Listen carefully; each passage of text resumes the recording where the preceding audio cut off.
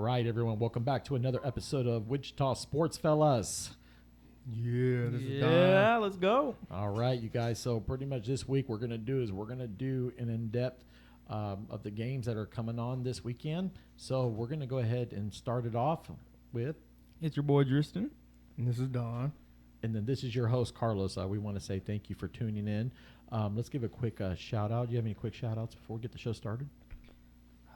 You know, shout out to Alabama for tying it up right now. It's Roll looking good for Tide, them. Roll Tide. Shout out to the Raiders for the win on Thanksgiving. That was an amazing game, Don. I mean, we went over to Don's house, had a good dinner, watched them boys lose in overtime. That was pretty interesting. I mean, I thought Don was going to go crazy with the battling against the refs. He was battling against adversity, and they still overcame. I mean, so that's awesome. Man, it was rough. Really needed the Raiders to lose, but it is what it is. Yeah, also, we want to give a quick shout out to all the Sports Nation fans out there, our audience, our viewers. We want to give also a special shout out to our friend Chris. His mother-in-law passed away, so our hearts go out to him and the family. And just know that you're in our minds, and thoughts and prayers. So, this show's for you, buddy. All right, so let's go ahead and tune into the show. So we've got a lot of games that are happening right now that have implications on either making, breaking, putting them in position to be in the playoffs or not. So what we'll do is, with you guys here today, we're just going to go in depth real quick. So, Tristan, let's talk a little bit about the Steelers and Bengals, AFC North rivals. We spoke before on the last show. We both agreed that we were going for the Bengals, but now we're going to go more in depth. Let's kind of just decipher this real quick. So, Pittsburgh's going into Cincinnati. Right now, Cincinnati is on a roll. They have a respectable record, and they're going against a Steelers team that has battled injuries and inconsistencies. I mean, with that game that they lost to the Chargers Sunday night, that gave a boost to the Chargers to be in a good position right now with the capital win against the Broncos, which we'll talk about in a little bit, would put them back into the AFC West contention. So let's talk a little bit about the Steelers. What does the Steelers would have to do to beat the Bengals? Well, first off, Ben Roethlisberger needs to pick it up. If Ben Roethlisberger can do good, throw deep down the field, check all his reads, it all depends on how Ben Roethlisberger does. Najee Harris is blowing it up. He's been blowing up ever since he got in the league. I think Deontay Johnson's been doing excellent. McLeod stepped up since, Juju's been out. Claypool's been there. He's been all right. But, yeah, I feel like they have the weapons, especially on defense as well. But I feel like it all lies on Ben Roethlisberger. I feel like he hasn't been playing his best football. I feel like he's actually been playing his worst football that we've seen. If he can pick it up, they have a chance. But I'll tell you, the Bengals, they're a great team. They have a young team at that as well. And that's something Ben Roethlisberger isn't. So, Jamar Chase, Joe Burrow, I feel like they're going to light it up. And unless Ben Roethlisberger can do something, I don't see them winning. Hey, I agree with you because right now they beat my Raiders. They had them, dominated on both sides of the ball. We couldn't stop the run, and apparently couldn't stop the pass, and we couldn't do anything offensively against their defense. So, and with the weapons that we have, for us not to do anything, I think that more than likely at home, Cincinnati's going to pull it off. I mean, this is real interesting because you have the Steelers. Through the years we've seen, they've dominated Cincinnati. I mean, they've had some phenomenal games. I mean, I recall that wild card game, they were in the trenches and they were both going at it. This is a heated rivalry that both of them share. But we're seeing the old against the new. Oh, yeah. And especially Burrow.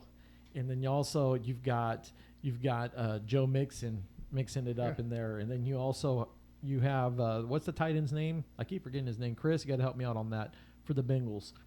Zuma, Yeah, that's how you say his name.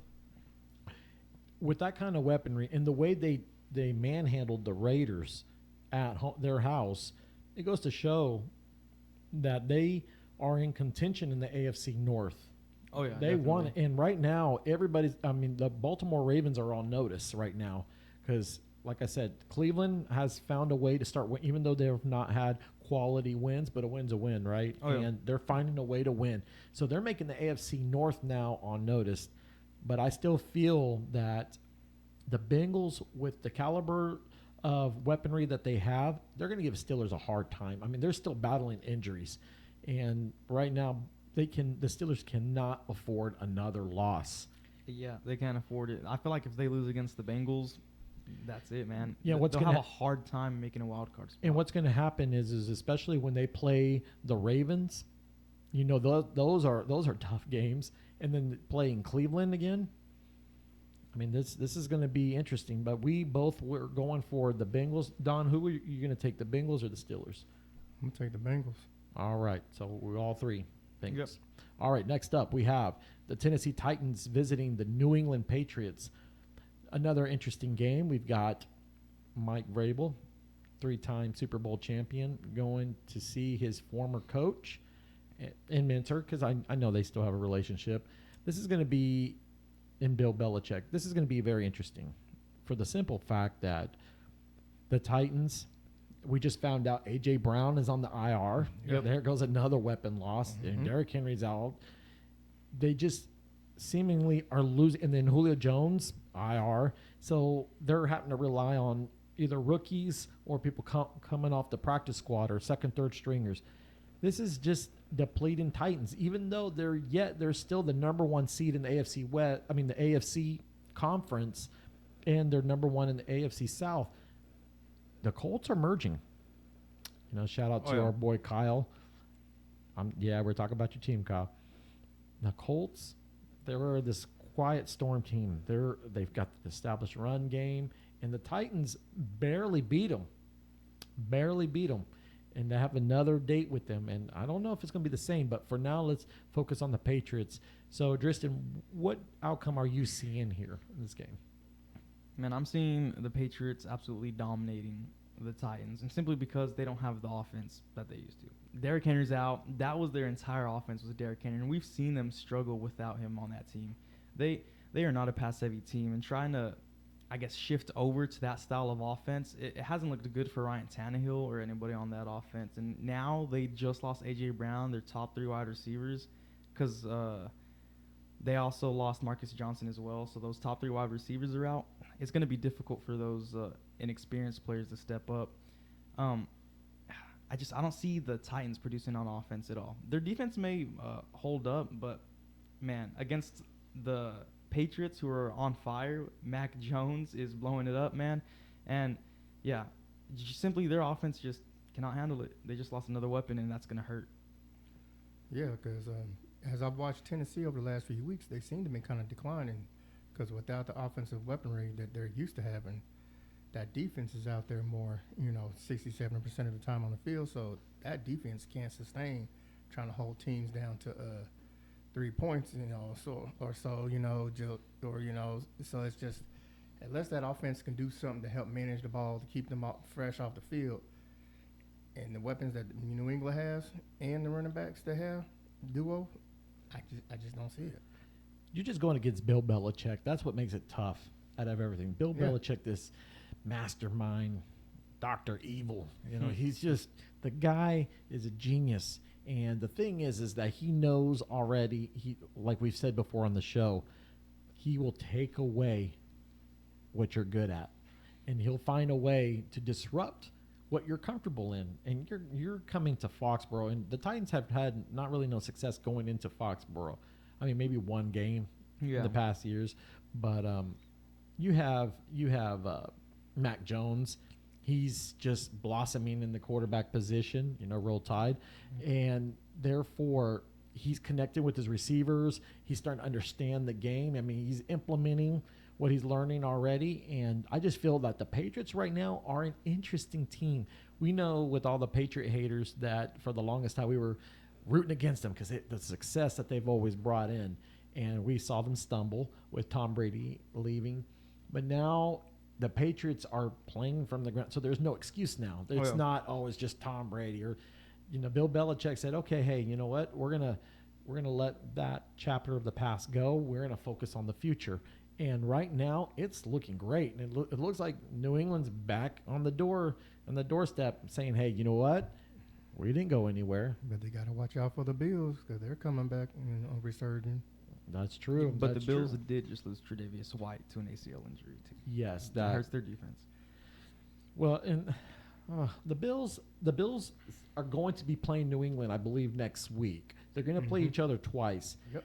If the Bills beat them twice, which they did last year, then it goes to show that there's still some work that needs to get done, obviously. Oh, yeah. But here's the thing with Josh Allen. He knows how to get everybody operating again. And like we talked about, that game against Jacksonville, that made no sense.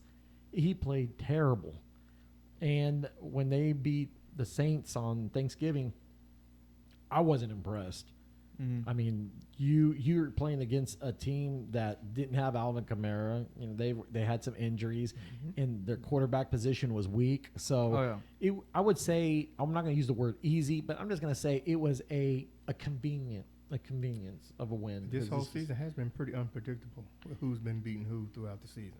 So we're all going for the Patriots. Looks like on this game. All right, so let's go ahead and move on. We have the AFC West showdown. We have the Los Angeles Chargers visiting the Denver Broncos.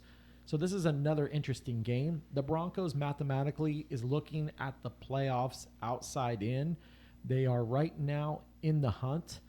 If the season would end today, yes, they would be eliminated, but they are in the category right now where if they can accumulate some wins, this would put them in the driver's seat to get into the wild card and even the division.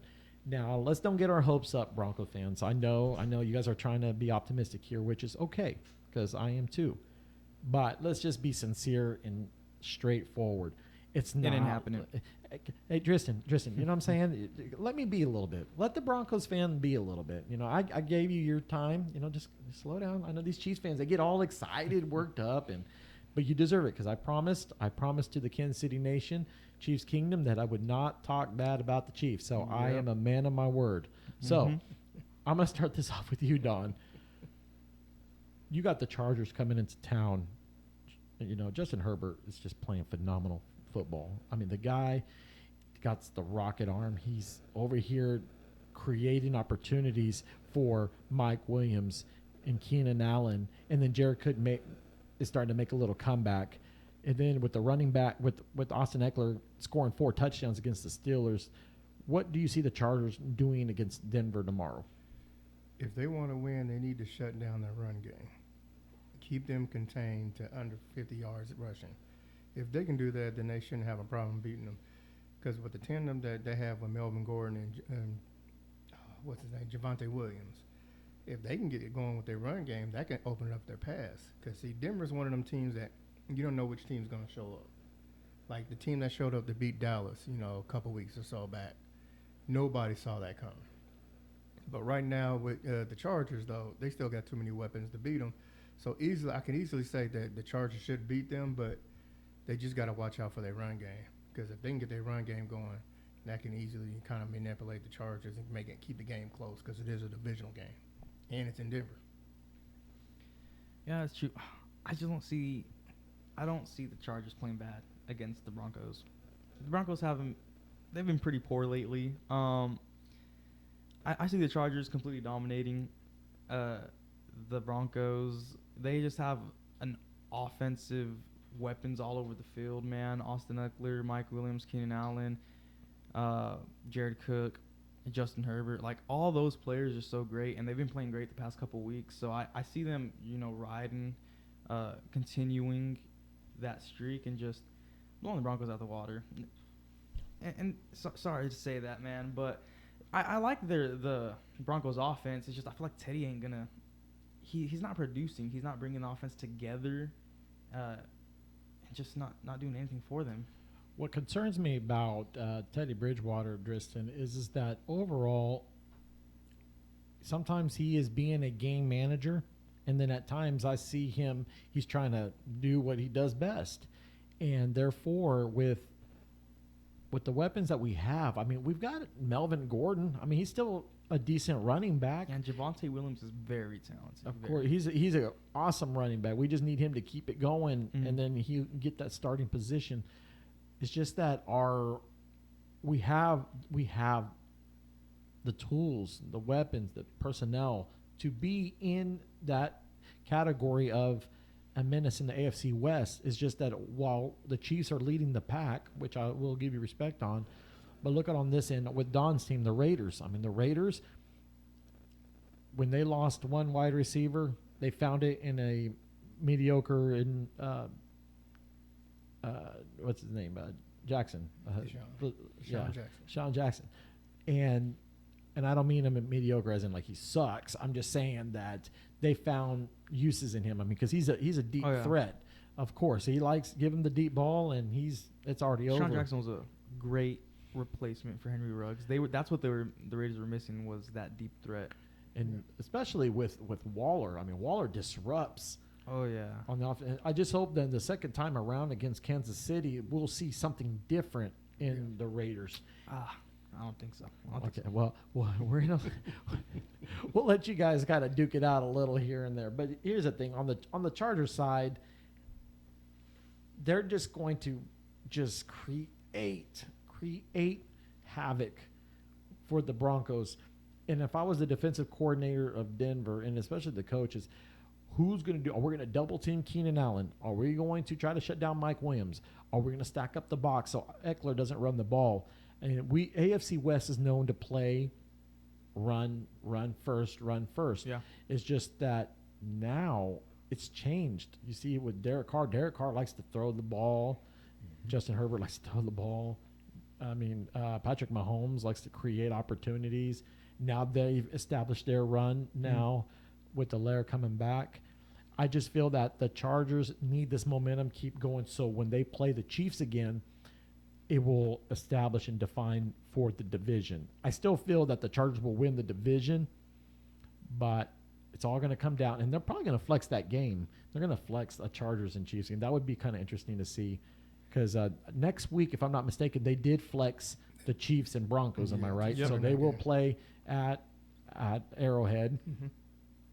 That's not going to be a pretty sight for the Broncos, but we'll see. I mean, the Broncos, they play well against the Chiefs. I mean, it's always a fun game to watch. I mean, but I have seen through the years where the Chiefs stomp the Broncos, and sometimes the Broncos beats the Chiefs. But it's going to be a story for another day. But we all agree that it's going to be the Chargers are going to win. Yeah, all right. Agreed. All right, next up we have the Los Angeles Rams visiting the Green Bay Packers. So the Rams, like we mentioned before, they're on a stump right now. They have dropped 2 games, and they're going to go visit a lethal assassin in Aaron Rodgers. I mean, you took away his discount double checks. You took away some of his endorsements, but he's still playing football. That's what he is. He's all business. And I got to hand it to you, Aaron Rodgers. I got to hand it to you. I mean, you are a leader. You can tell your presence was missed when at that game at Arrowhead when you guys visited the Kansas City Chiefs. They look lost. And Devontae Adams, you can tell Aaron Rodgers is his guy. So the Rams don't do well traveling. And I don't know what's the weather going to be at. What's going to be the weather be like? What do you think? What's going on? I would expect it to be cold, of course, but I'm not sure. It shouldn't be any precipitation or anything like that. Okay. So it's going to be a good game. I mean, I just want to see, is Aaron Darnold, is he going to create any pressure against Aaron Rodgers? Is somebody going to be a disruptor? And Von Miller going to be ready? Yeah. So Von Miller, now they know that his injury was worse than what they expected. So that's why it's been taking a little longer. So I'm gonna start this off with you, Tristan. So what do you got on these games? This is a difficult one because just a couple weeks ago we were arguing who we think is going to be leading the NFC, and I was all for the Rams. The past couple weeks they've been struggling, man. I said this on the last podcast, but man, I'm going with the Packers this game simply because they're in Lambeau, so they have home field advantage. And they're a great team. Aaron Rodgers, Devontae Adams, they have the weapons, and if the Rams play how they've been playing those last 2 games, oh, it's going to be a no-brainer. But on the other hand, the Rams could come off that bye motivated, realizing, hey, we need to pick it up, or this could be bad for us. Because right now the Cardinals are leading their division, so they have to do something to keep up with the Cardinals, because the Cardinals are on fire. I feel like there's a chance that the Rams, they could come out on fire. They could, blow the Packers away. But just seeing how they've played the past 2 weeks, I don't see that happening. I don't see no one talking about the 49ers. They found their niche. I mean, now that George Kittle's back and Debo's playing, he's top 10 wide receiver in the league. I mean, Garoppolo, if he can keep doing what he's doing, if Kyle Shanahan and Garoppolo can put something together, they can keep the momentum going. Perhaps there's opportunity that these guys might be in the playoffs, the wild card spot. I won't give them the division because I think Arizona's going to go ahead and run with that. I just feel that this is not good for the Rams if they take another loss, because now the momentum's gone. Yeah. And I'll feel like they're going to have to – Sean McVay is going to have to find a way to reintroduce either some new lineup on plays. They're going to have to look at personnel because they have Odell. I mean, Odell, he's got physicality. If they make him step up, do a little bit more on like block plays, get him involved a little bit more. Yeah. And because with you guys, with the Rams losing Robert Woods with the ACL injury, and then also Cooper Kupp is still the number one wide receiver. I mean, that's Matthew Stafford's favorite target. So if he can torch Green Bay secondary, that's going to help. Mm-hmm. So got to get the run game going. So we'll just have to see on that. So we all agree it's going to be the Packers. Or I still say it's 50-50 because if they can get I think not St. Louis, but the Los Angeles, if they can, coming off this bye week, they should be fresh, ready to go. And I think if they can get that run game going, they're going to give Green Bay a fit. So I give the slight edge to, the Rams right now. Okay. Yeah, I can agree with that too, man. Oh, I'm really hoping the Rams will win. I like that team. I think they're a great team. But, man, yeah, the past couple weeks, they haven't showed it. Mm-hmm. Don was living in the past. He said St. Louis Rams. No, just briefly. All right, next up we have the Cleveland Browns on the Sunday night game, going against the Baltimore Ravens, another AFC North clash. We have seen the Browns have not been stepped on when it comes to they have found ways to beat the Ravens, even at home. But this Sunday night game is going to be very interesting because right now the Ravens are on top of the division. So for now, it's the Ravens division. Tristan, what do you see going down for tomorrow's Sunday night game? I see it being a pretty close game. They're both run-heavy teams, so it's going to be close. But, man, I see the Ravens coming out on top. The Browns, they have not been playing very good. They barely beat the Lions by a field goal. They got demolished by the Patriots the week before. The past 2 weeks, they haven't been doing good, man. They just look terrible. They're out of sync right now. Yeah, they're out of sync. And the Ravens, they're a great team. But they have been dealing with a lot of injuries still consistently and somehow managing to still win. Yeah. Overall, man, they have Lamar Jackson, and I think that's all you need. Lamar can run. He can pass. Yeah. He's been doing great passing the ball this year compared to other years as well. And I just see the Ravens beating the Browns. Yeah, it's at home, so pretty much Ravens. Yeah, and, the Browns, Baker Mayfield, he's just inconsistent. He has some great games, and in other games you're like, man, who is this guy? How did he become an NFL quarterback? But is Kareem Hunt back? I'm not sure. Because if they got both Kareem Hunt and Nick Chubb, it could prove to be a tough game for the Ravens. Well, we know that Nick Chubb is back. Okay. We know that part. I have not heard any reports on Kareem Hunt being back, but what's the third stringer running back? Dearness Johnson. He's doing just great as well. Oh, yeah. So it's just now it might come down to who has the most rushing yards, who ends up winning this game. Yeah. Yeah, I can see that. Yeah, so I feel that they're going to be at home. Baltimore's going to be hyped being at home. Mm-hmm. So Ravens, slight edge. Okay, so you're taking the Ravens. Okay. Yeah, I'll take the Ravens on this one. I feel like the Browns haven't been playing very good football. This is going to be real tough because Nick Chubb gives the Ravens a hard time. He does. And with Jarvis Landry kind of bringing back that rapport with Baker Mayfield, they can torch their secondary a little bit. They can do a little something there. It's just that I just feel the momentum with the Ravens going in. The Ravens need this win so they can stay on top of the division. That's because that's what's going to be all about is staying on top of the AFC. Because right now they cannot give up losses. Now the Ravens don't necessarily need home advantage. I mean, the Ravens have been known to just be the away team and still beat you at your house, but it'd be kind of cool to see the Ravens doing something to the degree that it will give them the opportunity to host like they did last year when they hosted that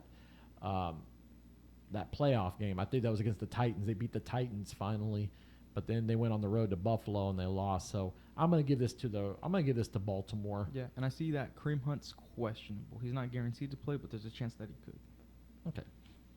Okay, so we're gonna go ahead and tune into the game of the week here. This is gonna be the Indianapolis Colts playing against the Tampa Bay Buccaneers. So Tom Brady's going back to Indianapolis, where he has created history, but also the Colts has also established history in their rivalry against Tom Brady. So this is a game that all eyes are on the Colts for them to keep getting wins to possibly step over the Tennessee Titans to take the AFC South. I mean, they're a good team. Jonathan Taylor is lighting it up. And right now with Carson Wentz playing pretty good football, I mean, this is a good opportunity to go against Tom Brady. I mean, it would have been kind of nice to see Carson Wentz when he was with the Philadelphia Eagles go against Tom Brady, but he got injured. And who got the show? Nick Foles. Nick Foles outwitted Tom Brady in that. So it's always going to be, I got that Super Bowl ring against you, Tom Brady, but I didn't play. So it's going to be in Indianapolis. Buccaneers are coming into town. Don, who are you taking and why? I'm about to give the edge to Tampa Bay because I think their defense is getting better. Ever since that bye week and when they lost that game coming out of bye week, they won. They just lost to one or the two right out of the bye week. They lost to Washington. Yeah, they've lost. They lost to New Orleans, and then they lost to Washington. But they did beat the Giants, which is the Giants. Oh yeah, the Monday night game. Yeah, but I think that Giants game was a tune-up game to get them back and get them going. So I think that with that defensive front for Tampa Bay, they may contain, Jonathan Taylor to a minimal yardage. And if they can do that, and can Indianapolis' defense contain Tampa Bay's offense? Because you got Chris Godwin on one side, Mike Evans on the other, and Gronk is also back. So he's got his three weapons to throw to. So can that secondary handle that? I think the secondary can handle that. I mean, even if they don't, I think Jonathan Taylor, no matter what defense he goes against, man, Jonathan Taylor's going to light it up. He's just that good of a running back. I feel like he's that talented where no matter what team he plays, he's going to make something happen.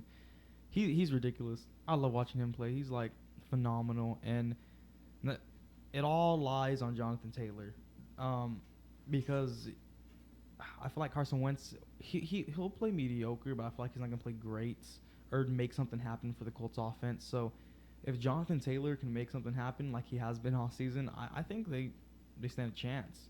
I will agree that the Buccaneers, they have a great defense, and they have a phenomenal offense. But, man, I got to give the edge to the Colts on this one. I really like the Colts this week, and I think they will give the Buccaneers a run for their money. Tristan, that's well put. That is real well put. And the reason why I agree with you is because the Colts are not intimidated by anybody going in. They are playing in unison. Defensively, they capitalize on turnovers. And then offensively, Jonathan Taylor makes you pay. Oh, yeah. And Michael Pittman he had some highlight games. He hasn't really done much of lately.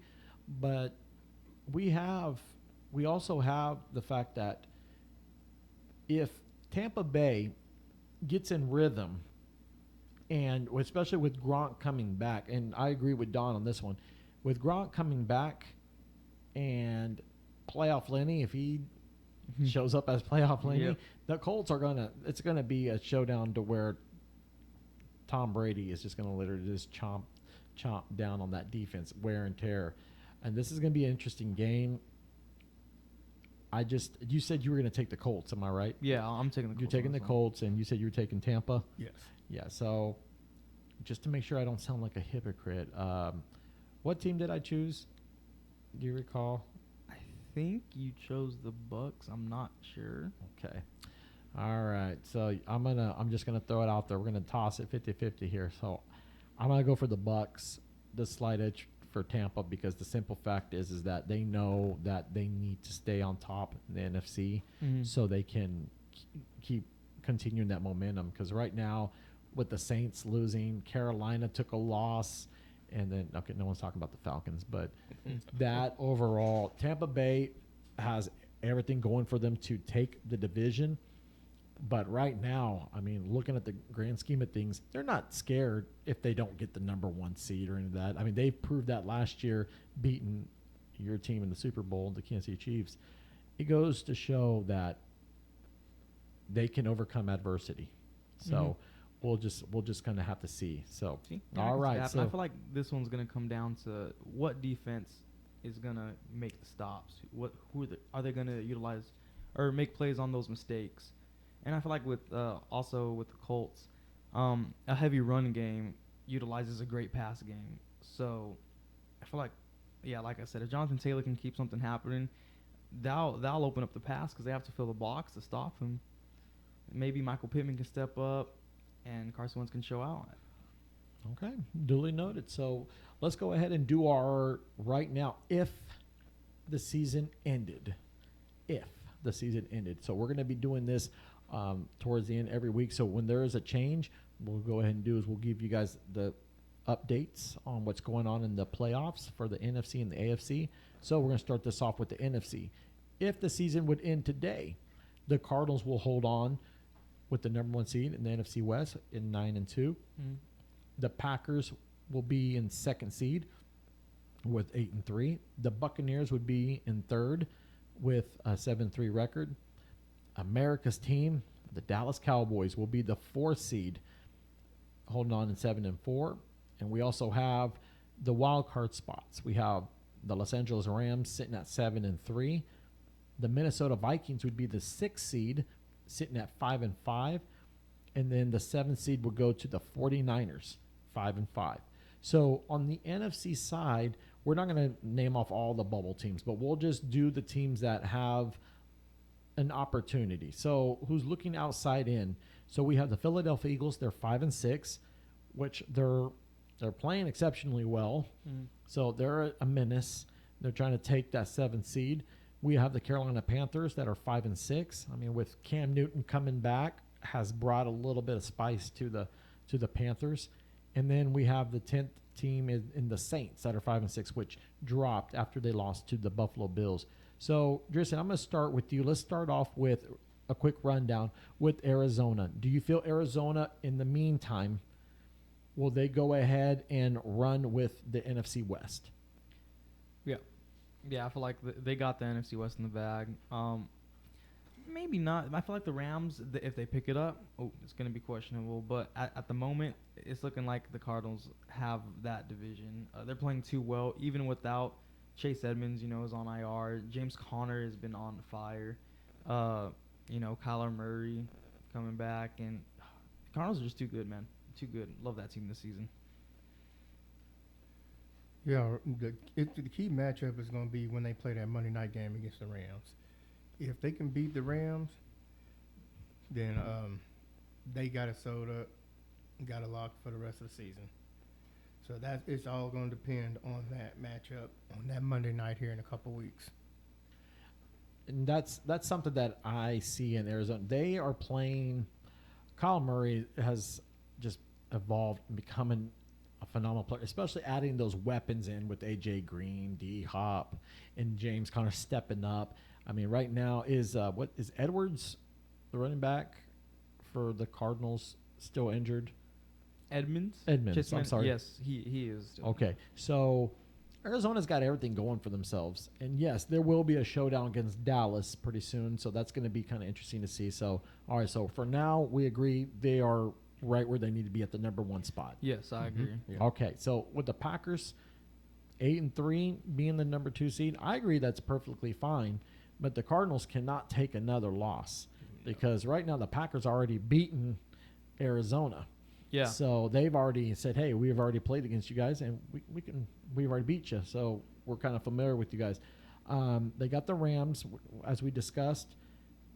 Do you see the Packers staying at 2? Might jump to 1, drop. Where do you see Tristan? I see them staying at 2 if they can beat the Rams, which we've all agreed that they will. But I mean, I think there's a chance that the Rams could still come back and beat them. But as long as they beat the Rams, I think they should have no problem staying at number 2, maybe even getting close to 1.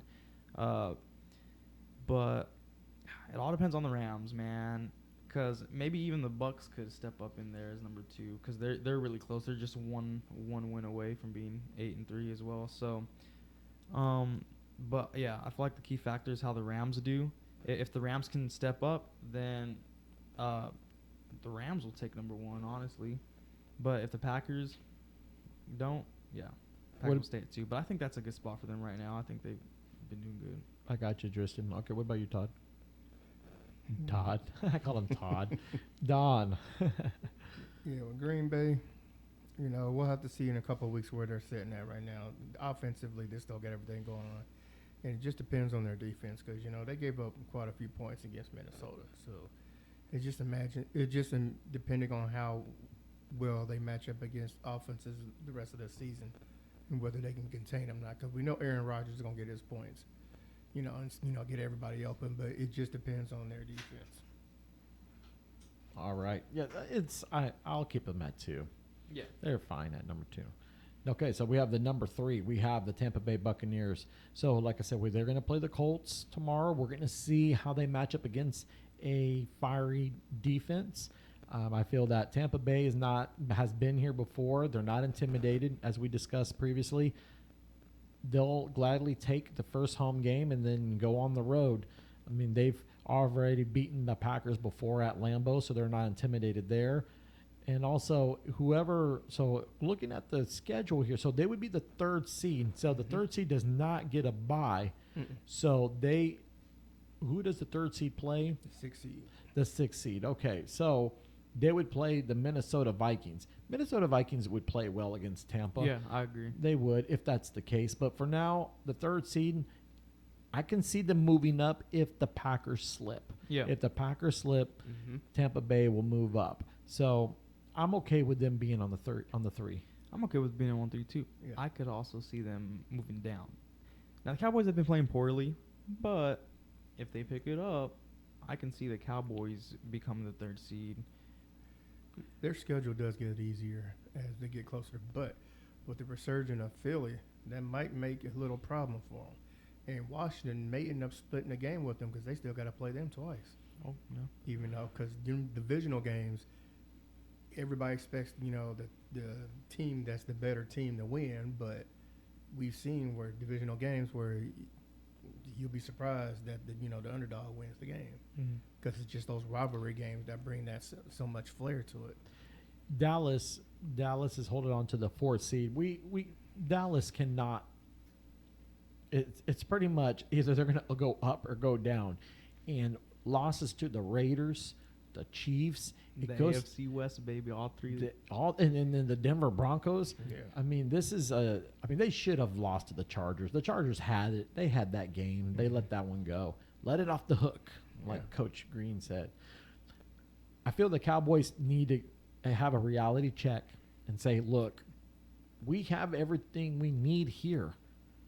If we don't get it together, we're going to keep sinking. I mean, really? Are you going to give up the NFC East to what? Who's closer to them? The Eagles? I mean, the Eagles are going up. They're going up. They're flying high. That's why they're called the Eagles, because they fly. Fly, Eagles, fly. Yeah. I think if they don't win the division, they don't make the playoffs. Yeah, and it's going to be, you know how always the Cowboys have that it's win or go home Mhm. in that situation. Dallas don't want to be in that situation. So Dallas needs to get it together and try to keep capitalizing on some wins. So that next game up, the Cowboys are facing The Saints next Thursday. So that's easy. Well, Should be easy. Should be, but we already know already that's, you know, any given game, anything can happen. So Yeah, we'll the keep Broncos should have been easy, man. But look what happened this there. guy really. See, I'm giving you chances, and you sit here and disrespect me like that. Come on. It is in New Orleans too, so The Bills went in there and did it, you know. But see, looking how they played us, I mean, their defense, you know, they can't seem to get out of their way. I didn't expect them to have, you know, one player get 4 pass interference calls.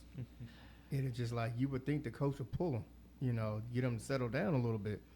But then you had the opposite end, and you know, the other cornerback, Diggs, you know, he had one, and then they even missed one. So it's like if they can't seem to get it together, and you know, I know I love my Raiders and all, but I wouldn't expect our receivers to do their secondary like that. Oh yeah, they have a phenomenal secondary. And then you know, unless we don't know what the receivers for the Saints are going to do next week, so it's hard to say if they get going, Dallas might be in trouble.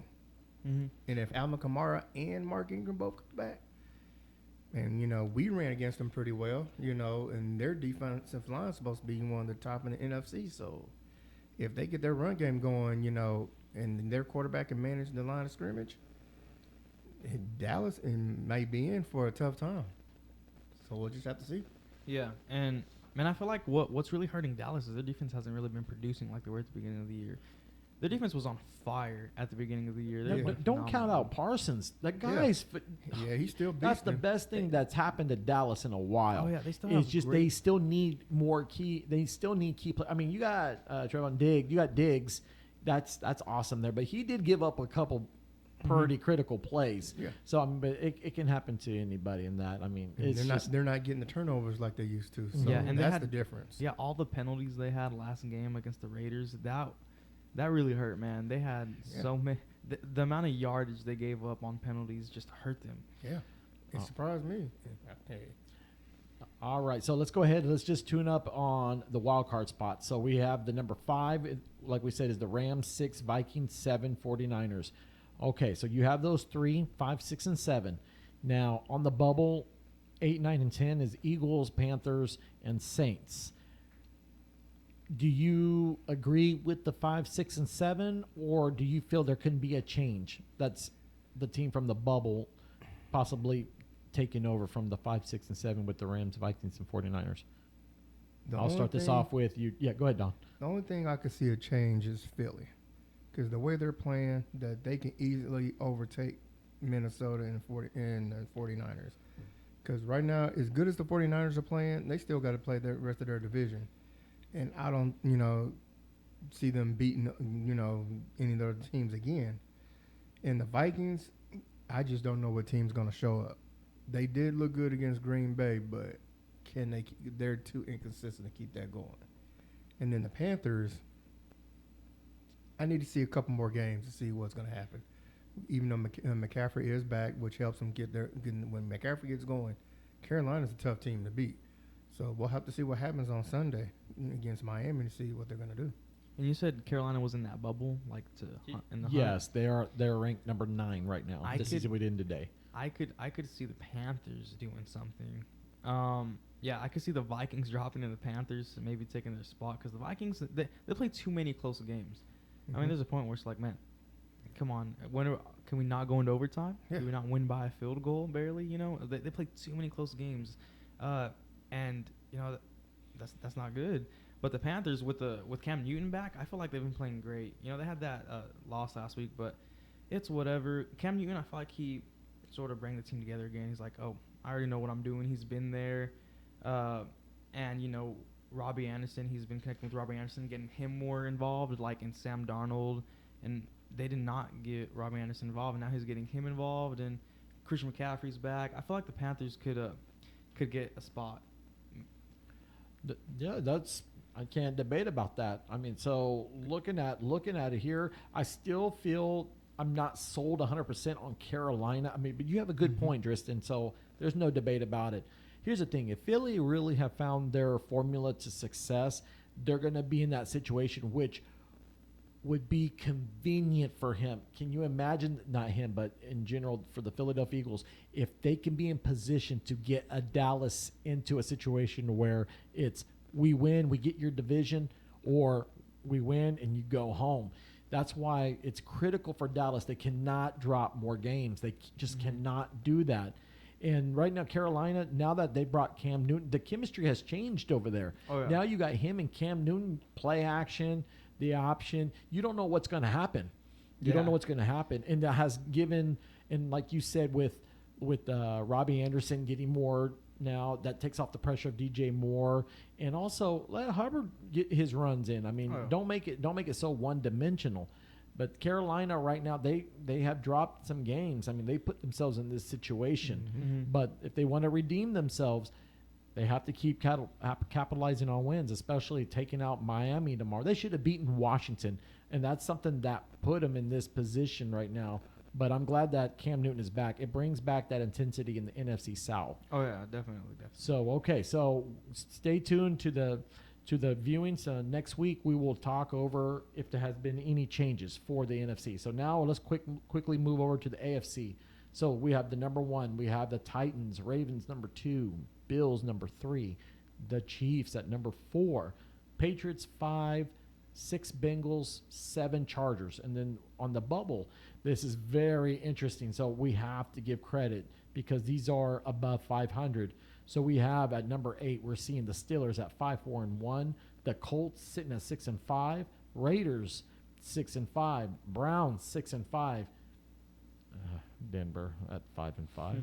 Okay, we'll just keep it real quiet there, and then from there on, it's okay. So let's just go to the top here. So with Tennessee, they're sitting up top because of the success they were riding on with Derrick Henry.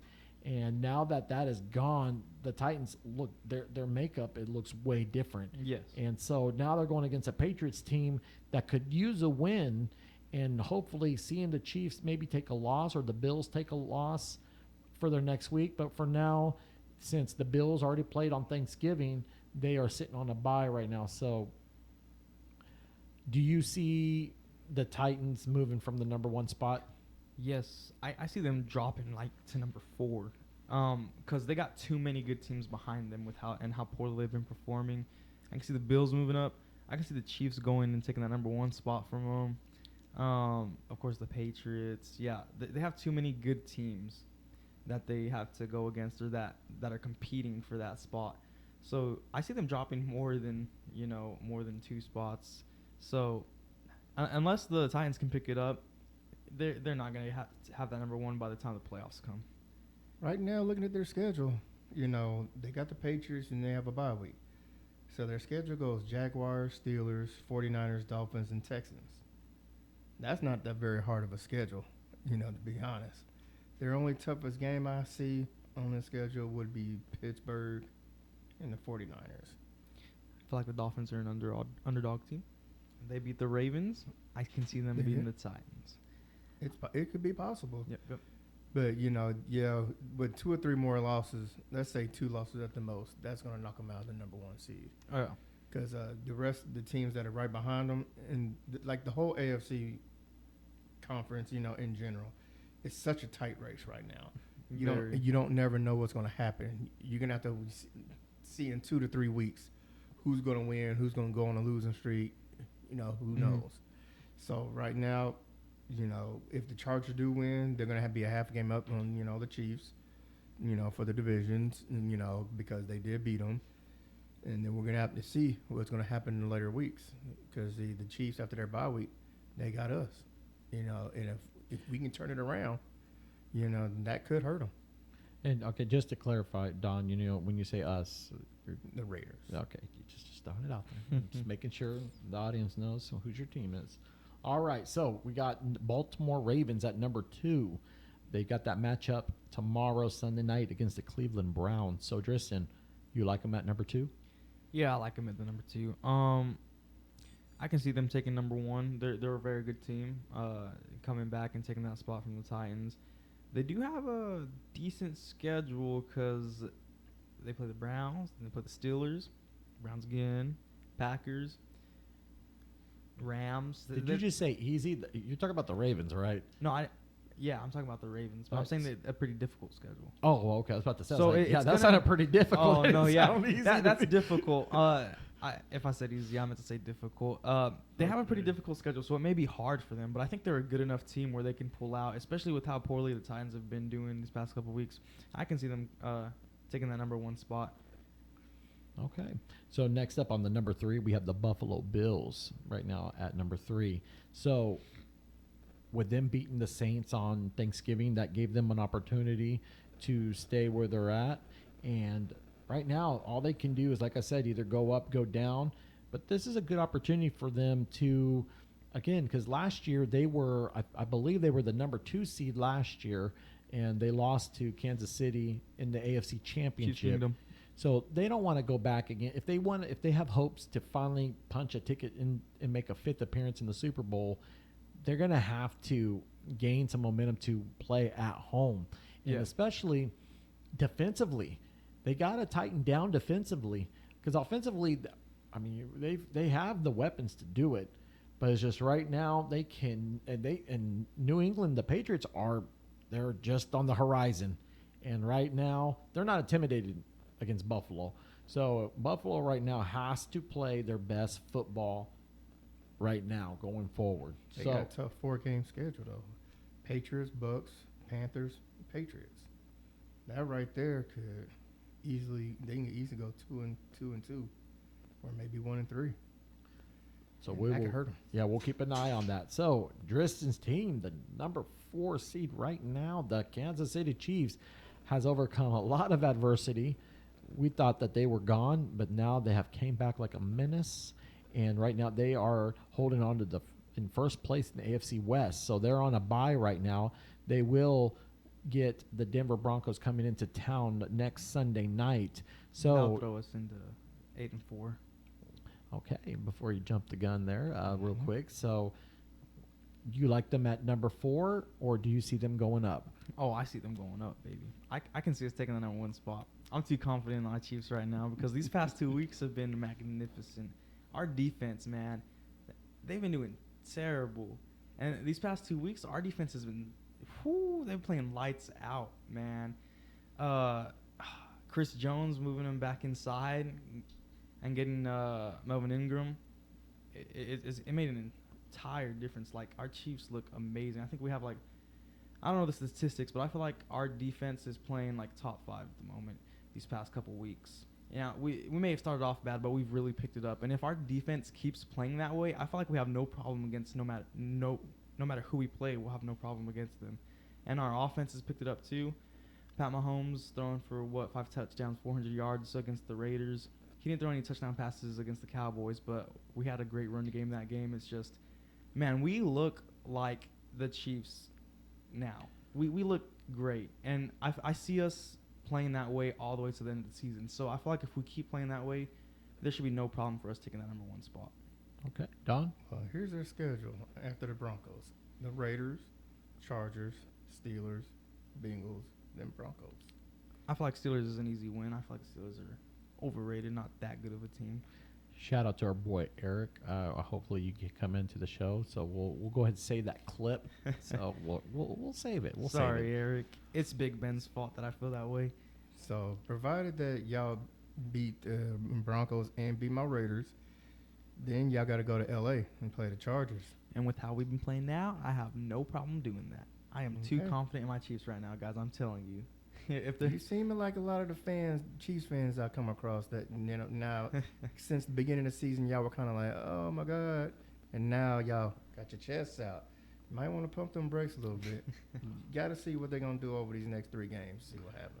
Okay, it's yet to be seen, so I'm looking forward to that. So on the number 5, now we're on the wild card spot. So we have the Patriots sitting at 7-4. That's another team that was struggling, and now they have found their mojo to win. And so with the Patriots being in second place in the AFC East, I still feel they're going to give Buffalo a hard time going forward. I feel they might move up. They could. The only way they can go up is take the division, and that's where Buffalo cannot afford. Because you can imagine if the Patriots keep doing what they're doing, they can flip the script on Buffalo and make them a wild card spot. And I don't think that's what Josh Allen wants. I mean, they want to stay home, comfy at home. Is it still called Orchard Park? I still don't remember. I don't know. I have no idea. Well, I'm going to look into that. So, do you feel the Patriots are going to stay where they are, or do you think they're going to take that division? I feel like they're going to stay where they are. I don't see them moving up and beating the Bills. I think the Bills are just too good of a team. You know, I like them a lot starting to better than resurge Patriots. again. Yeah. So I see the But Bills. even if they did become that wild card, they can wreak havoc on the other team, going to their place. They could, but I don't think they will. I think all these other teams, there's just too many good teams in the AFC. And the Patriots are on the lower end of the good teams, in my opinion. They're up and coming. They're up and coming. But for now, I'm going to go with Buffalo as well. So we have the number 6, Chris's team, the Cincinnati Bengals. They are 6-4. They have the Steelers tomorrow.